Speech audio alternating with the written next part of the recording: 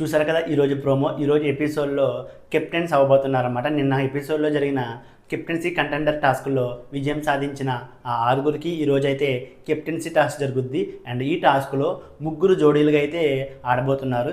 And ఈ టాస్క్లో ఇద్దరు మాత్రం విజయం సాధించి ఈ వారం ఇద్దరు కెప్టెన్స్ అవ్వబోతున్నారు. అండ్ వాళ్ళిద్దరు ఎవరంటే సుమన్ శెట్టి అండ్ గౌరవ్. వీళ్ళిద్దరైతే ఈ వారం కెప్టెన్స్ అవ్వబోతున్నారు. అండ్ ఈ టాస్క్ అయితే చాలా ఇంట్రెస్టింగ్గా ఉండబోతుంది.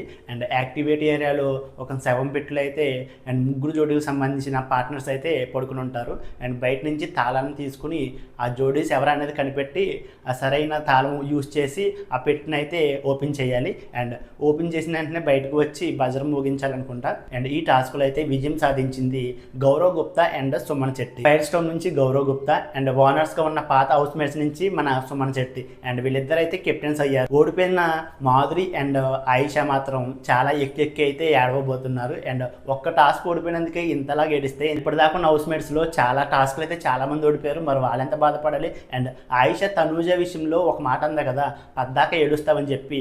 ఇప్పుడు ఒక్క టాస్క్ ఓడిపోయినందుకు ఆయిషా ఇంతలా ఎందుకు ఏడ్చింది?